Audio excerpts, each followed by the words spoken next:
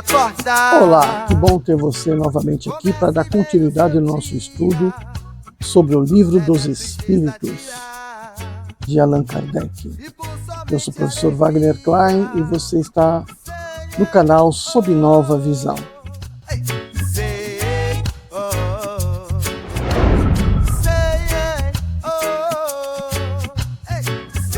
Bom, agora a gente vai entrar no item Destino das Crianças Depois da Morte. Questão 197. O espírito de uma criança morta em tenra idade é tão avançado como a de um adulto? O espírito responde: algumas vezes muito mais, porque pode ter vivido mais e adquirido maior soma de experiências, sobretudo se progrediu. E aí o Kardec continua na mesma pergunta. O espírito de uma criança pode, assim, ser mais adiantado do que o do seu pai? E aí ele responde: isso é muito frequente. Vós mesmos não os vedes, e isso muitas vezes na Terra. Então a gente, por exemplo, a minha vida de professor, né, realmente isso muito se constata, né? A gente tem alguns alunos, algumas crianças com alguns defeitos que são passíveis de serem retocados, melhorados, né? De comportamento, eu estou dizendo. E aí você, na reunião de pais, você fala, vou pedir para a mãe, para o pai, né? Comentar com eles essas falas. Mas aí você encontra pais e mães que se parecem muito mais atrasados, muito mais cheios de defeito. E aí você fala, puxa, que bacana, a criança só tem esse. Então isso é uma grande verdade, né?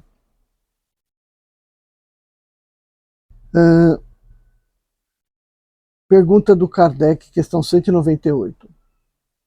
Pertence a uma categoria superior o espírito de uma criança que morreu em tenra idade, não podendo ter feito o mal? E o espírito responde: se não fez o mal, também não fez o bem. E Deus não o isenta das provas que deve suportar. Se é puro, não é porque é uma criança, mas porque progrediu muito nas vidas anteriores, no caso, né? Questão 199. Por que a vida frequentemente é interrompida na infância?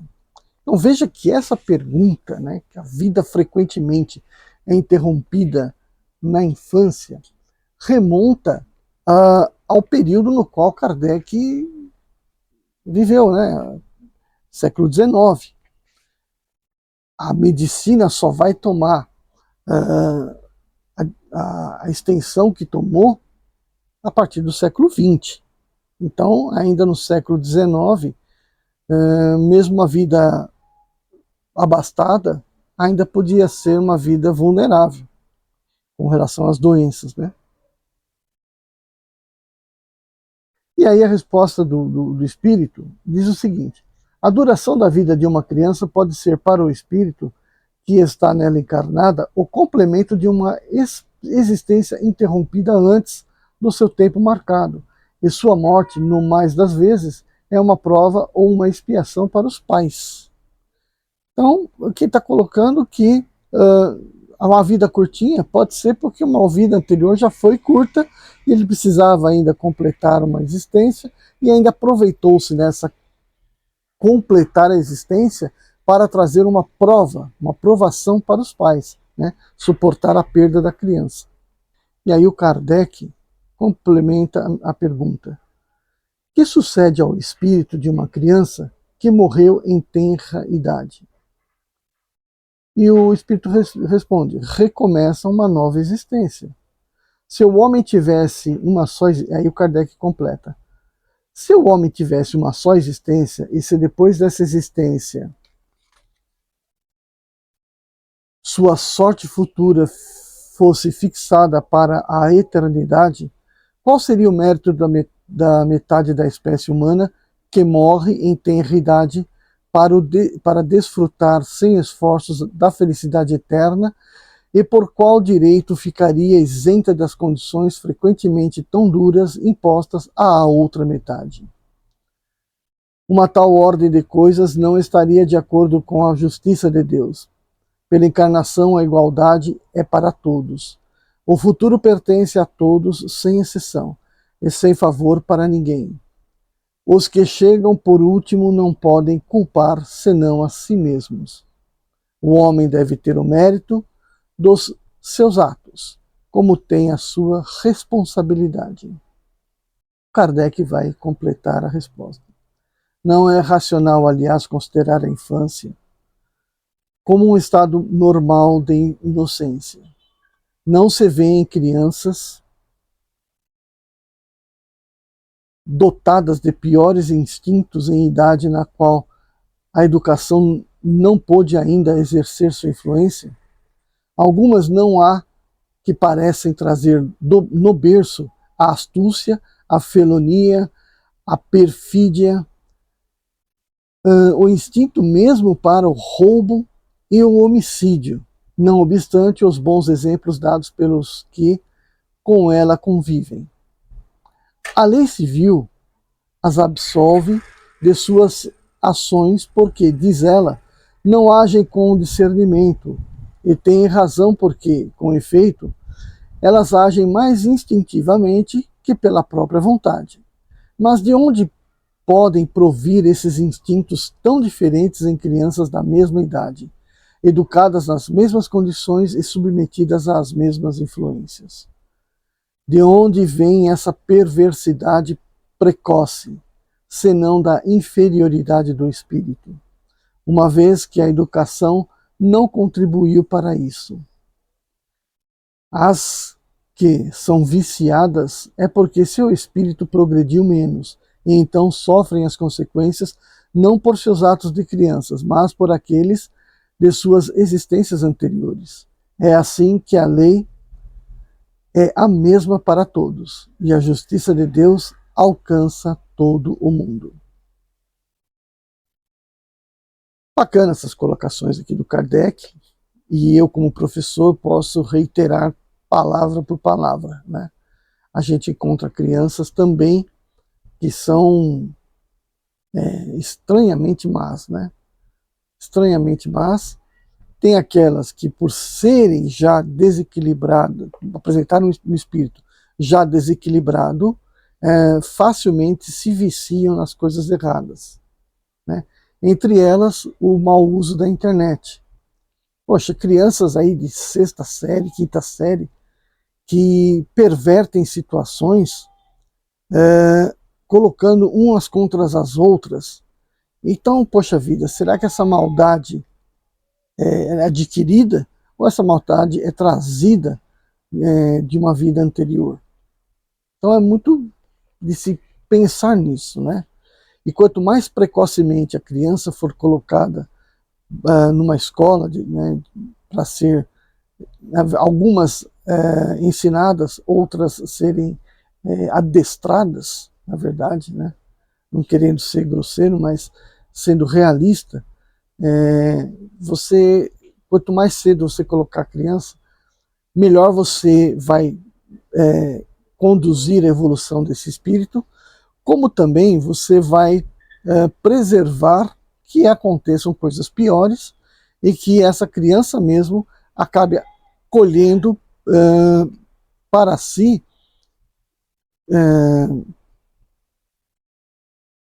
consequências, né, ruins de seus atos. Então, é uma coisa que os pais têm que estar sempre muito atentos.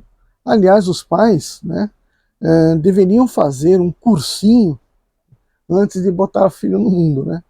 Um cursinho que os orientasse a serem bons pais, boas mães, para evitar tantos e tantos desvios de personalidade, de caráter que essas crianças acabam tendo. Crianças que poderiam não fazer nada de errado e acabam fazendo um monte de coisa errada. Ah, mas o espírito não regride. O espírito não regride, mas isso não significa que ele não vai colher consequências de seus atos ruins, né? Então, agora a gente passa para o outro item. Sexo nos espíritos. Questão número 200. Os espíritos têm sexos? Aí o espírito responde: não como entendeis, pois os sexos dependem do organismo. Entre eles há o amor e simpatia baseados na identidade de sentimentos. 201. O espírito que animou o corpo de um homem, em nova existência, pode animar o de uma mulher e vice-versa? Sim, os mesmos espíritos que animam os homens também animam as mulheres. Questão número 202. Quando se é espírito, prefere-se encarnar no corpo de um homem ou de uma mulher? E aí o espírito responde: isso pouco importa ao espírito. Ele escolhe segundo as provas que deve suportar. E aí o Kardec conclui: os espíritos se encarnam homens ou mulheres porque eles não têm sexos. Como devem progredir em tudo, cada sexo com cada posição social oferece-lhe provas e deveres especiais, além da oportunidade de adquirir experiência. Aquele que fosse sempre homem não saberia senão o que sabem os homens. Dando sequência, outro subitem é parentesco, filiação. Questão 203. Os pais transmitem aos filhos uma porção da sua alma ou se limitam a dar-lhes a vida animal, a que uma nova alma mais tarde vem adicionar a vida moral? Então ele responde: a vida animal somente, porque a alma é indivisível. Um pai estúpido pode ter filhos inteligentes e vice-versa. Aí o Kardec pergunta: uma vez que temos tido várias existências, a parentela remonta além da nossa existência atual? E aí ele responde: não pode ser de outra forma. A sucessão das existências corporais estabelece entre os espíritos laços que remontam às existências anteriores. Daí, muitas vezes, decorrem as causas da simpatia entre vós e certos espíritos, que vos parecem ser estranhos. 205. Na opinião de certas pessoas, a doutrina da reencarnação parece destruir os laços de família, fazendo-os remontar a existências anteriores. E aí o espírito comenta, responde: ela os estende, mas não os destrói. A parentela, estando baseada sobre as afeições anteriores, os laços que unem os membros de uma família são menos precários. Ela aumenta os deveres da fraternidade, visto que, entre os vizinhos ou entre os servidores, pode-se encontrar um espírito que esteve ligado a vós pelos laços consanguíneos.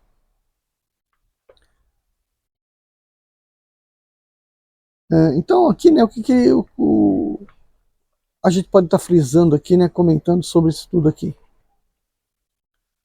Que a família, né, a família que a gente tem, a princípio, né, os filhos escolhem os pais. Os pais admitem aqueles espíritos para serem seus filhos. Isso depende não só da empatia entre os espíritos, né, como também pode ser uma prova, né, uma prova necessária para que surja a empatia nesta encarnação. Então pode haver um desafeto no passado e que resolveu-se então estar na condição de pais e filhos para que esse desafeto se torne em afeto, em empatia. E aí, portanto, todo mundo crescendo junto. Mas na maioria das vezes o que acontece é o quê? Você tem espíritos simpáticos, né? Espíritos afins, e que forma-se uma corrente que quando vem um encarnado, um deles consegue se encarnar, outros se encarnam para formar um par. E a partir daí outros afins também podem se aproximar pedindo a oportunidade de serem filhos daquele casal. E assim por diante, né? Então, a afinidade é o primeiro elemento para a reencarnação, né? Para o parentesco. E o segundo elemento seria o desafeto, né? Bom, dando sequência aqui, o Kardec continua na mesma pergunta. Ela diminui, entretanto, a importância que alguns dão à sua genealogia, visto que pode ter por um pai um espírito pertencente a outra raça e vindo de outra condição diferente. E aí o espírito diz, é verdade, mas essa importância se baseia no orgulho, o que maioria honra em seus ancestrais. São seus títulos, sua posição, sua fortuna. Alguém que coraria, né, se envergonharia por ter um antepassado, um honesto sapateiro. Gabar-se-ia de descender de um gentil homem, debochado. Mas o que quer que digam ou façam, não impedirão que as coisas sejam como são, porque Deus não regulou as leis da natureza pela sua vaidade. Olha que legal, né? Então essa questão de, vamos supor, né, aqui para a época de Kardec, França, né, pode ser que eles tivessem bastante aversão, tanto já tinham historicamente aversão aos ingleses, né, mas vamos pensar que eles tivessem lá uma aversão com, vamos supor, com os chineses, supor, né, com os chineses. Então, o espírito saber que os pais descendem de famílias chinesas o tornaria meio que não simpático aquela sua genealogia, né? Então o espírito está dizendo que isso aí é mais pelo orgulho, né? Por uma questão que as pessoas querem, buscam na sua existência uma correlação com os seus pares, né? Com os seus semelhantes. E que na espiritualidade isso também acontece, mas a semelhança na espiritualidade está no grau de evolução e nas afinidades, né? Não necessariamente em onde o espírito encarnou. Então aqui na Terra tem uma coisa mais, aqui né, no plano terreno, existe essa correlação, mas com uma coisa mais ligada à matéria.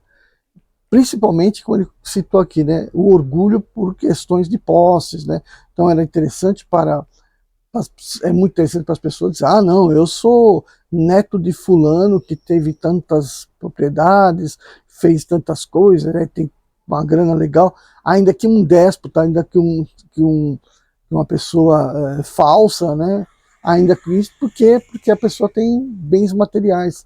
Então isso mostra o quão preso à materialidade é ainda aquele espírito, né?